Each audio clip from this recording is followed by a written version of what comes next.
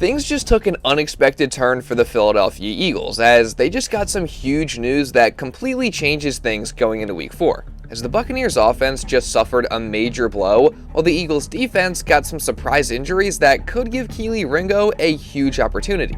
Meanwhile, the Birds just added a new weapon after another unexpected injury, while Jalen Carter is fighting to get in shape amidst some early season struggles.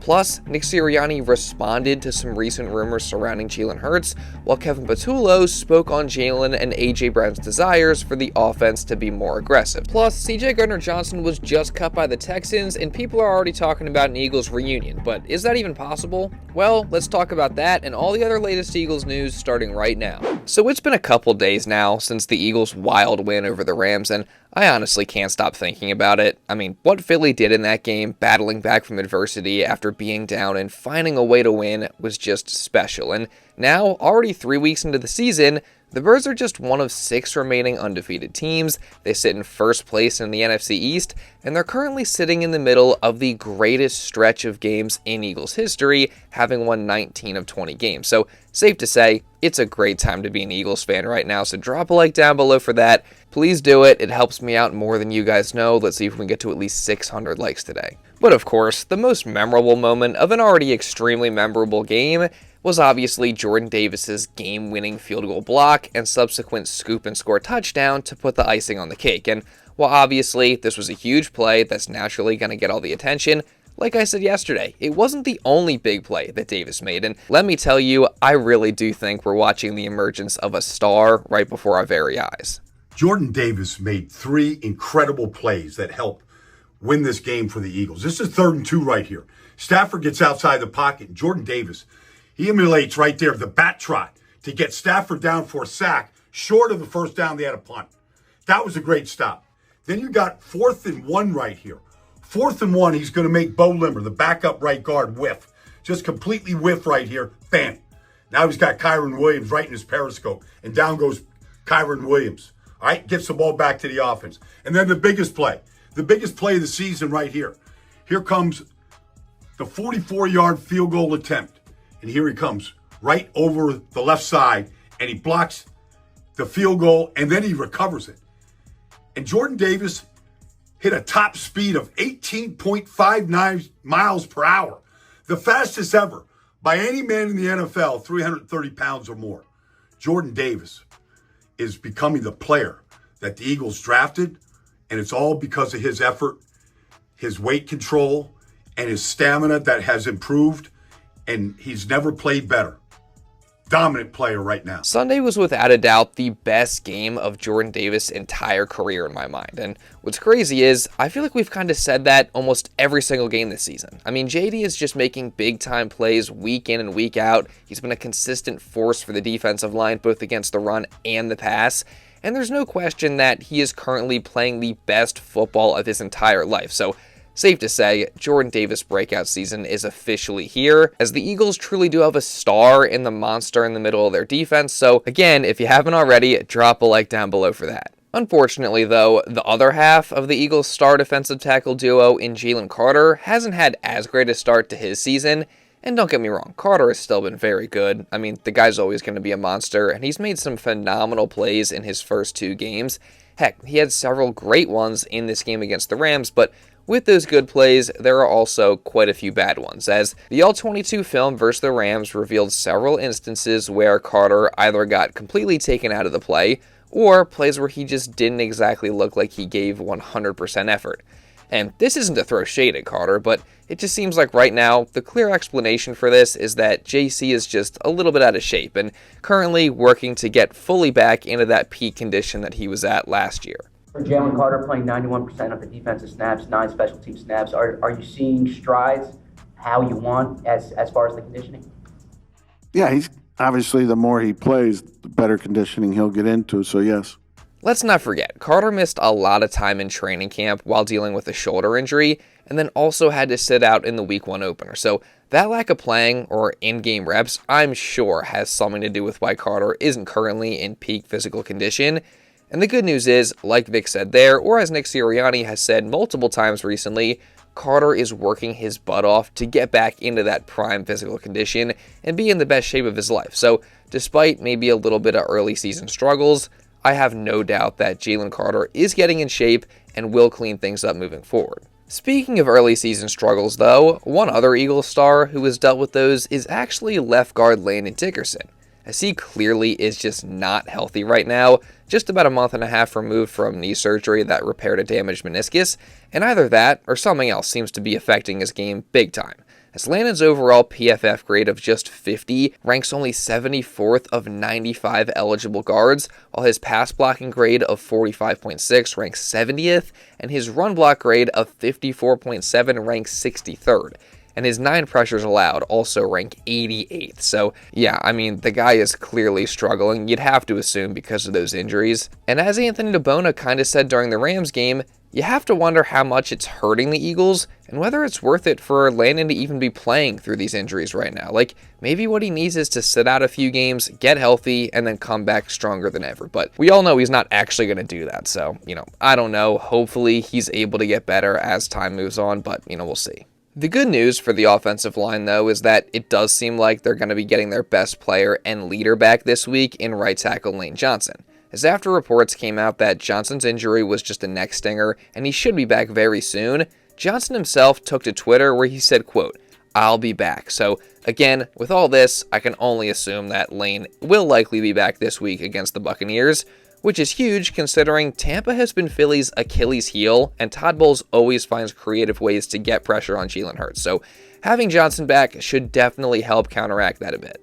That being said, this tough matchup with the Bucs only makes it even more crucial that the Eagles fully figure out some of these issues they've been having on offense, because as impressive as the Eagles' offensive turnaround and comeback against the Rams was, there were still plenty of issues even in the second half, as the pass concepts were sure better, but they still had moments of being really bad, and in regards to the run game, there was a lot going wrong there. I mean, the players just aren't executing, the offensive line is really struggling to run block right now, and also the design schemes and play calls just haven't been very good either, so that's all got to improve. Now, I do think Sunday was a huge step in the right direction, so I'm encouraged by that, and I hope to see them build on that and make more necessary changes going into next game. Speaking of change, though, we gotta talk about the recent rumors regarding Jalen Hurts, as after the Rams' shocking offensive turnaround in the second half against the Rams, there was actually speculation that Kevin Patullo was no longer the one calling the plays, and instead, it was Jalen Hurts. So naturally, Nick Sirianni was asked about this on Monday, and he shot that down right away. There's been some speculation that yesterday in the second half, Jalen was calling the plays and Kevin Patullo maybe wasn't as involved as he normally is. I was wondering if you could clarify if there was any truth to that. And then secondly, what have you seen from their working relationship this year as they get more games under their belt together? Yeah, Kevin called the plays yesterday in that second half. Jalen, but make no mistake about it, like Jalen does a great job of communicating. Jalen sees the field really, really, really well. He can come back and tell you what happened without even looking at the picture. And then you look at the picture, like, yeah, that's exactly what happened. Jalen has a great feel for how that's going, and so there's communication, right? There's talk through it, everything like that, But yeah, Kevin called the plays. Kevin will continue to call the plays, but I love the communication that we get from Jalen. Yeah, I mean, that's no surprise. Like, I never actually thought Jalen Hurts was the one physically calling the plays in the second half against the Rams. But that said, I do think he had a major influence over what the Eagles were running. I mean, Nick alluded to it there when talking about the communication between Hurts and Patullo. Like, I guarantee you, Hurts was in Patullo's ear urging him to be more aggressive and to open up the playbook a little bit. And I'm also sure Jalen had a hand in a lot of the specific play calls and maybe even made some checks to get into different looks. Like, there's no doubt that the turnaround had a lot to do with Jalen's influence. What's your process for taking the information that your players bring back to you from the field and then implementing it into what you're doing?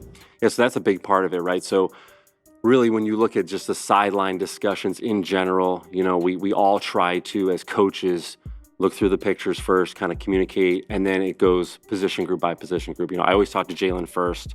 We go through what we're seeing, kind of what happened out there kind of foreshadowing what we want to do.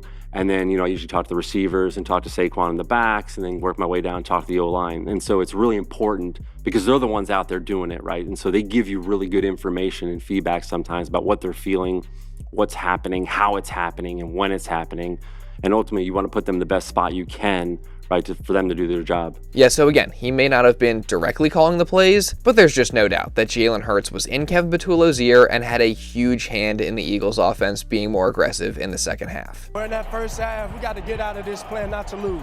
We got to come out aggressive and play our game. Jalen obviously wasn't the only one to say a similar thing to this after the game, as of course, A.J. Brown also kind of called out the offense, saying they've been far too conservative at times and that needs to change. So naturally, offensive coordinator Kevin Patullo was then asked about this during his weekly presser on Tuesday, and unfortunately, he kind of downplayed the whole thing. No, I wouldn't say conservative is the word. I think, when those things happen, like we went 3 and out, obviously, a few times, you look at, okay, where was the drive starting? What was the breakdown on the play? What happened? How do we stop this? How do we get out of this? So I think when we look back on it, there's obviously things we can always learn from that. But you don't go into it saying hey, I got to be really conservative here. That's definitely not, something you want to do. I think it's just a matter of just going forward, just learning from those moments and how to get ourselves out of those situations. Both Jalen and AJ talked about the one for the offense to be more aggressive. Jalen characterized it as, playing not to lose. What have your conversations been like with them since the game about those desires to kind of make the offense a little bit more aggressive? Yeah, I think that's always when we go into every week, that's what we want to do, right? We want to be the aggressive person, right? The word this past week for the offense, when I spoke to the offense, was attack. We want to be in attack mode. And going into the game, that was what we wanted to do. The first drive was a good drive. We went for on 4th down. We threw the ball down the red zone at the goal line. So we were in an attack mode.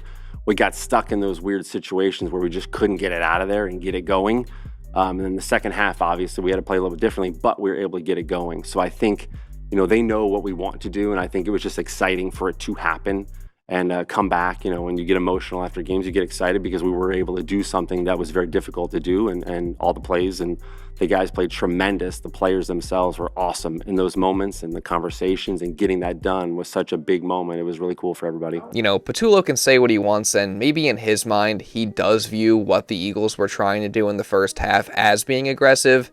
I don't know how, but regardless, there's no denying that it simply was not working. And on the contrast, what they were doing in the second half, even though it was still flawed, did work. And he acknowledged that there and also said that they have to learn from what went wrong in the first half. So, I don't love Patullo's response to those questions, no doubt about that, but I still do have hope that he and the rest of the coaches will see what worked in this game, build on that, and learn from what went wrong. And hopefully they come out to start this next game like they did in that second half against the Rams. Speaking of which, things actually just took a very unexpected turn for the Eagles ahead of their next game, as they got some shocking developments that completely changed their upcoming matchup with the Buccaneers. None bigger than the latest news on Mike Evans, as the star wide receiver left the Bucs game against the Jets with a hamstring injury, and even though Tampa Bay head coach Todd Bowles revealed that it's not a long-term injury, reports today revealed that it is going to keep Evans out for the next 3 to 4 weeks.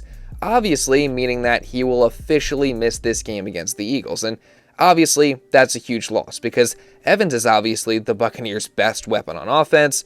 I mean, the guy has been one of the best receivers in football for a long time, and his presence, or lack thereof, completely changes the dynamic of a game. So, as much as you never want to see anybody get injured and you want to play teams at full strength, Evans not being out there definitely gives the Eagles defense a major break and makes things much easier on the Philly secondary. And that's not even mentioning the fact that both wide receiver Chris Godwin and right tackle Tristan Wirfs are also dealing with injuries that caused them to miss that Jets game, so it'll be interesting to see if they can go. And also, the Bucs offensive line was already banged up to begin with and missing 2 other starters, so it'll be really interesting to see how the Buccaneers injury situation plays out throughout the week. And again, Mike Evans specifically being out definitely changes this game a lot, especially since the Eagles apparently have some significant injuries in the secondary and could be very thin at the cornerback position going into this game. As late on Monday, Jason Dumas reported that both Adoree Jackson and Jakorian Bennett are both dealing with injuries that could keep them sidelined for this Week 4 game against the Bucs, meaning that the third-year man Kelee Ringo may finally get his opportunity to start after all. And based on some comments from Vic Fangio today, it seems like that's probably what's going to happen. Yeah, I've told Kelee here recently, not in the last few days, but since the end of camp, he's going to get his opportunity at some point, and he got to be ready. How's he handled? Obviously, he was disappointed at the end of camp. He didn't win that job. How's he handled it, and what gives you the confidence that, at some point he'll be out there? I think he's handled it very well.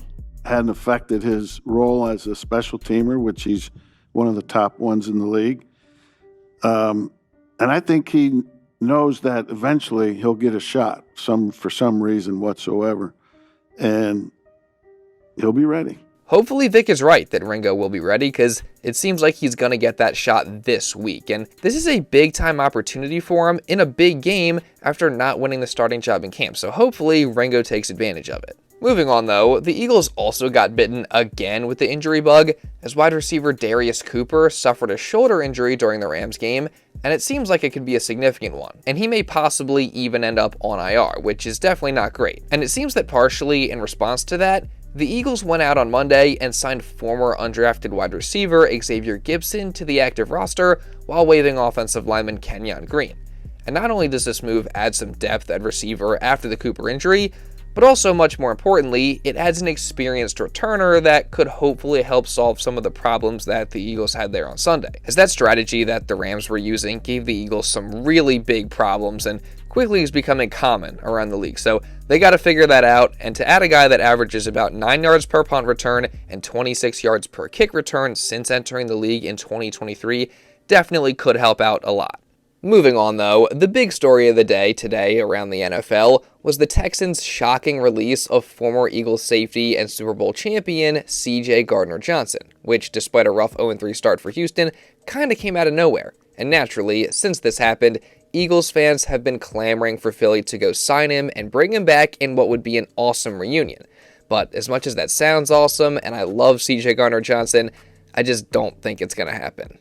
For starters, I'm not entirely sure, but there's a solid chance it's not even possible, as Brandon Lee Gowton pointed out here that since the Eagles just traded CJ away and he didn't even play 4 games for Houston, it's against NFL rules for the Eagles to go re-sign him now. Now, there is another section to this clause saying that the Eagles could sign him if he cleared waivers and hit open free agency, but the thing is, CJ's a vet, so he didn't even hit waivers in the first place. But, there's been a lot of back and forth on social media about whether this means that re-signing him is possible or not. Personally, I honestly have no idea. But let's just say, for the sake of argument, that it is possible. I still don't think the Eagles would bring him back because, one, the rookie Andrew Makuba has been balling out and showing flashes of being really, really good, and two, sources have said that part of the reason the Eagles moved on from CJ in the first place is because of some unwanted behind-the-scenes issues. So if that's true, I don't see why they'd bring him back, especially since he was just cut by the Texans because of, you guessed it, causing unwanted drama. So again, I love CJ Gardner Johnson. I'm always going to be grateful for him for helping us win the Super Bowl and everything he did for this team, but I don't expect him back, and it'll be interesting to see where he does end up. So we'll see what happens, and you guys know that I'm going to be covering all the news, updates, and storylines that come out this week in the lead up to the Eagles and Buccaneers Week 4 game. So if you don't want to miss any of that, make sure you guys subscribe and you turn on notifications. Trust me, you're not going to want to miss anything. And also, if you did enjoy this video, make sure you leave a like. Again, it really does help me out so much, guys. I can't express that to you enough. So please go do that right now. Let's see if we can get to 600 likes. And also hit the hype button because that helps me out as well. And also leave a comment just regarding anything that I talked about in this video. And if you do want to watch another Eagles video going over their win over the Rams, you can check this out right here. And now with all that being said, that's pretty much all I got for this one, guys. So thank you all so much for watching, and I'll see you in the next video.